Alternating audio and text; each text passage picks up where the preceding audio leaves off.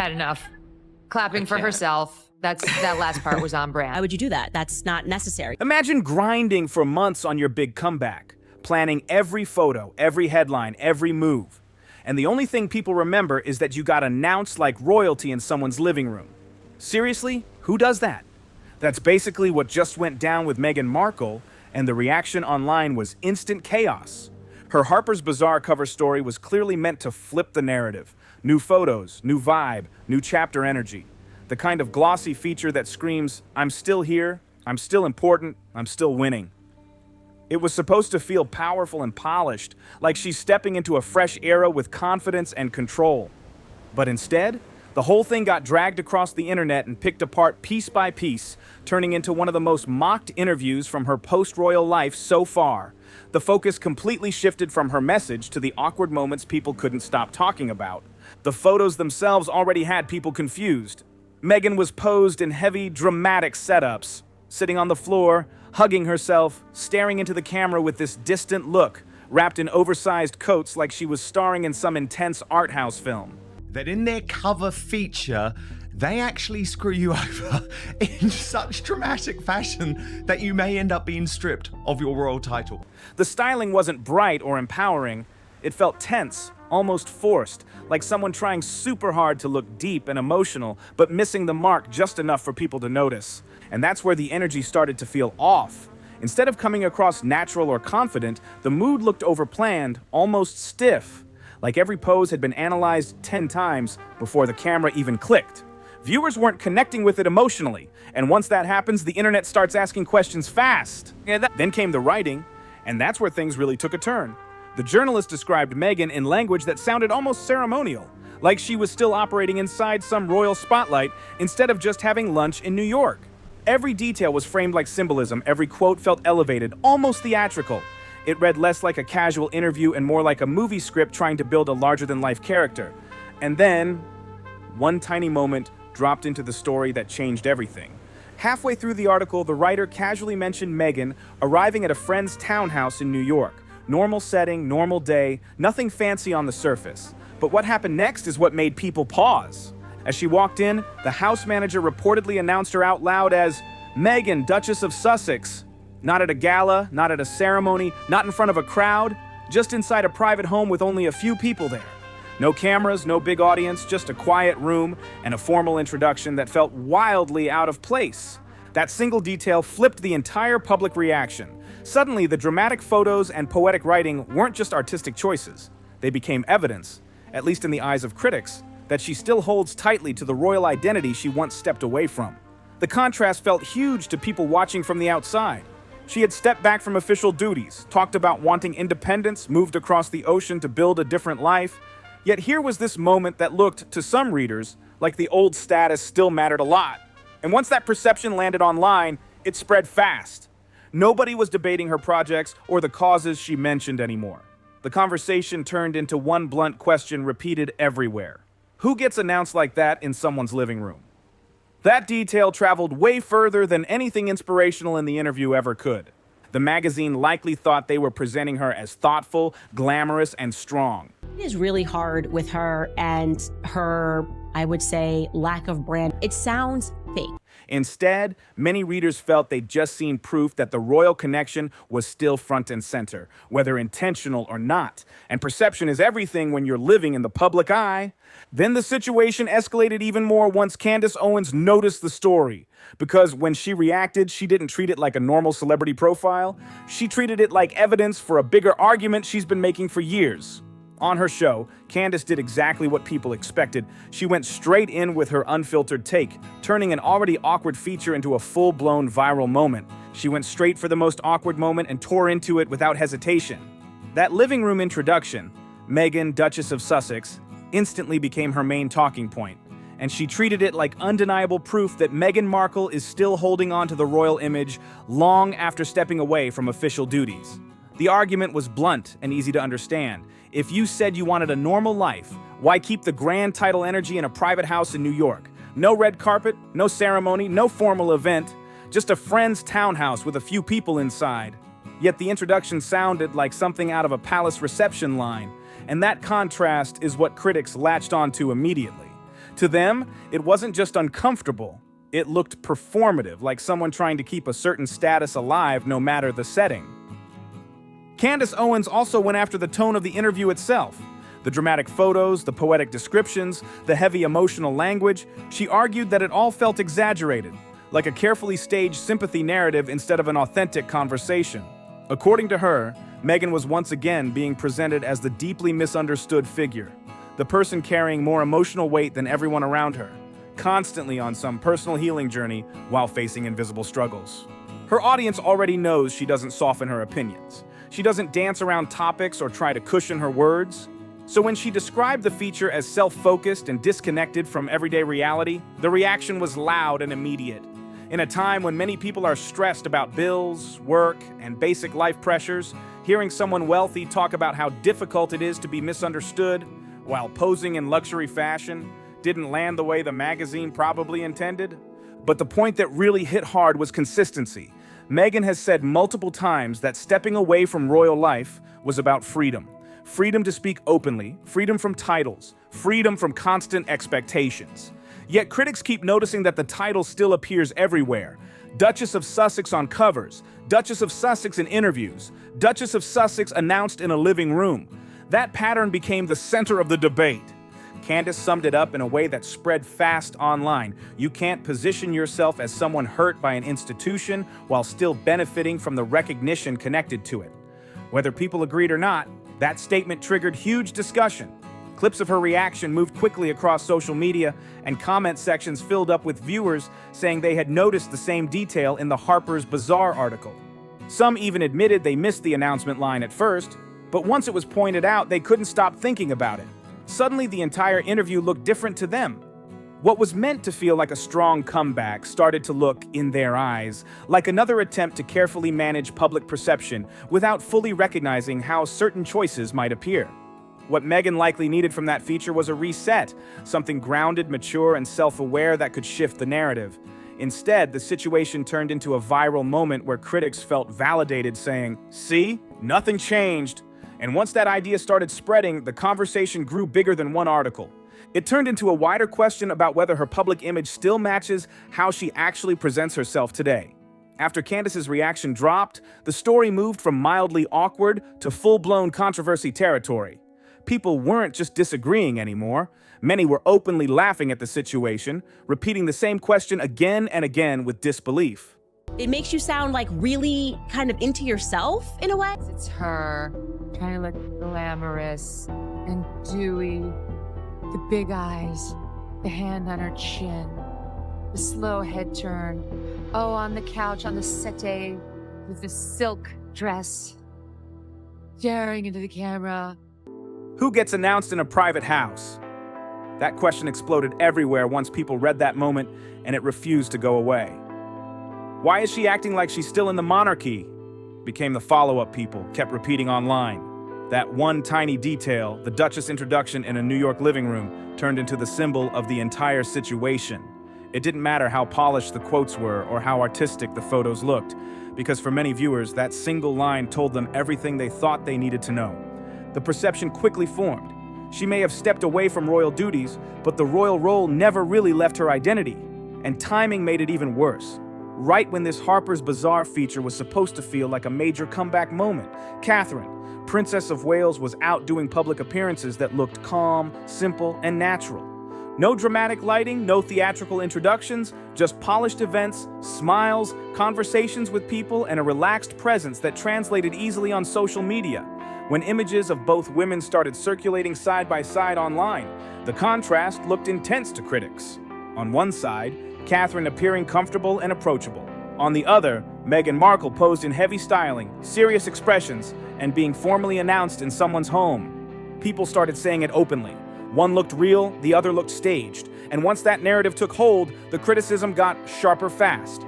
Some viewers described the interview as childish or overly self-focused, like it was written for an idealized version of Meghan, rather than the person they felt they were seeing in public. The photos didn't escape the backlash either. Instead of coming across powerful, many critics labeled them cold, stiff, and overly calculated. And genuinely, I don't even mean to attack her. There was something frustrating about her, and I think he hits with, and you're hanging out with the Kardashians, or hanging out with people who have like sex tapes and show their vaginas on camera. You could be British royalty right now. Even in the United States, where royal titles usually don't carry much everyday meaning, the repeated use of Duchess of Sussex sparked jokes and confusion. People were asking, why keep using a title from somewhere you don't even live anymore? That question became a major talking point. Commentators kept circling back to the same argument. Meghan has spoken about wanting independence and distance from royal expectations, yet the title still appears everywhere in her public branding. To some observers, that didn't signal confidence. It looked like someone unwilling to let go of a status that once brought global attention. The interpretation may not be fair to everyone, but perception is powerful, and once it spreads, it sticks. Another layer of criticism focused on what they called brand confusion. Meghan often speaks in a way that sounds visionary. Big goals, big impact, big change energy. But critics argue that when people look for achievements matching that scale, they mainly see interviews, media projects, and public discussions rather than concrete milestones. That disconnect between message and perception is what fueled the debate even more. Online, a blunt phrase started popping up. This wasn't just a public relations stumble. It was a face plant. Harsh, dramatic, and maybe exaggerated, but it shows how strongly some viewers reacted. Underneath the poetic captions and Duchess branding, critics believed they were seeing something else entirely. Insecurity presented as empowerment, image control presented as authenticity. One comment that spread widely summed up the situation in a memorable way. Trust in a public figure is built in drops and lost in buckets. For Meghan, many critics felt this interview was one of those bucket moments. After so many carefully planned appearances, this was the one that made casual observers pause and think, hang on, something doesn't add up here. I don't buy this anymore. That was the mood spreading fast after the interview dropped, and it wasn't just about one article anymore. It turned into a bigger question people were whispering across social media, podcasts, and talk shows. If Meghan Markle can't see how strange certain moments look from the outside, if she still can't read the room after everything that's happened, what does that mean for where her whole brand is going next? The fallout didn't stay online either. It started shaping how people talk about her overall image, not just as a public figure, but as a brand with a message. Candace Owens made one point that really stuck with viewers. Meghan keeps telling the same story again and again. Every project, every podcast, every glossy feature seems to circle back to the same themes: pain, misunderstanding, being silenced, then finally speaking out and finding her voice. At the beginning, people were listening closely. It felt new, emotional, even brave to challenge an old institution and share personal struggles. But by the time the Harper's Bazaar piece came out, many casual followers were feeling worn out. They weren't hearing anything fresh, just the same narrative with new styling, new photos, new lighting, but the same core message underneath. Candace said it in a blunt way that spread online quickly. If every interview focuses on how hurt you are, eventually people stop seeing strength and start seeing someone stuck in the same place. And in entertainment, perception like that matters a lot. Studios, producers, and networks want attention, sure, but they also want personalities who feel current, evolving, and exciting to watch. If your name trends mostly because of controversy, confusion, or another awkward headline, the buzz can shift from exciting to exhausting real fast. That magazine feature was supposed to present Meghan as thoughtful and powerful. Instead, critics started asking, where's the growth? Where's the progress? They looked at the repeated Duchess branding, the moody photos, the emotional speeches about how difficult things have been, and they didn't see evolution. They saw repetition. And repetition is dangerous when you're trying to reintroduce yourself to the public. Another uncomfortable point also came up: audience fatigue. Early on, Meghan had multiple groups supporting her. Royal watchers curious about change, Americans excited by the story, and people who connected with her conversations about identity and mental health. Being called or introduced to an empty room as Duchess of Sussex. Over time, though, those groups started splitting. Some stayed loyal, but others slowly drifted away. Not because they suddenly changed sides, but because they felt like the story wasn't moving forward anymore. Moments like the formal title announcement and heavy self-focus didn't bring new supporters in. They reminded older followers of past controversies instead. Critics began arguing that she seems more focused on being seen as historically important rather than building achievements that clearly show it. Whether fair or not, that perception gained traction, and perception drives public opinion. And then there's another layer involving Prince Harry. When Meghan faces public criticism, he often gets pulled into the conversation too. The continued use of royal titles doesn't just affect her image, it reconnects him to the same institution he's spoken about wanting distance from.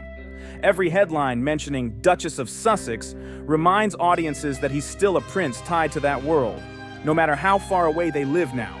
Candace's reaction ended up simplifying the whole situation into one sharp picture: two people who stepped away from royal life but can't seem to fully escape the identity that came with it.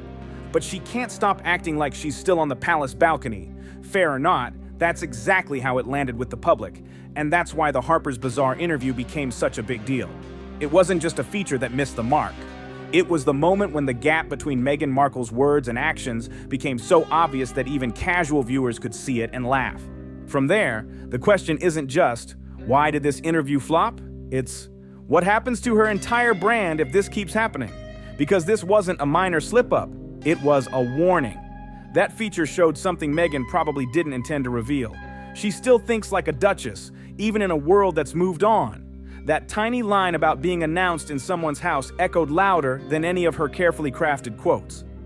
People didn't walk away thinking, wow, she's powerful and inspiring. They walked away thinking, she actually had someone announce her like that in a living room. And Candace Owens didn't invent that reaction. She just pointed it out. She held up the story like a mirror and said, this is how the world sees you. Not as a trailblazing figure or modern leader, but as someone still clinging to a title and a personal narrative because there's not much else holding the brand together. That's the real sting. The embarrassment wasn't that Candace mocked her. It was that the mockery rang true for many who were already starting to question the image. Sold her soul to the devil to get a cover, not on Vogue, which is the one that she wanted, but on Harper's Bazaar. Oh, bizarre. Playing a human being, like it's a performance. The living room announcement didn't feel like an accident. It felt like the natural endpoint of years of high-stakes PR, grand speeches, and a woe is me storyline from one of the most privileged public figures on the planet. If Meghan wants to come back from this, something has to change. She can't keep recycling the same interview across different magazines, striking the same dramatic poses, and talking endlessly about being silenced. With her name on every cover, podcast, and streaming feature, she can't keep leaning on the Duchess title while insisting she's free from the monarchy. That circle just doesn't add up anymore. People see it, they notice it, and they call out the hypocrisy. What would actually work? Real achievements, a real shift in tone. Imagine a stripped-down, low-key profile. No Duchess announcement, no dramatic staging, just clear answers, concrete projects, and measurable accomplishments. Imagine letting actions speak louder than words for once. Ironically, that's what Candace was pointing out under all the sarcasm. You can't build a public image entirely on being the main character in your own trauma story.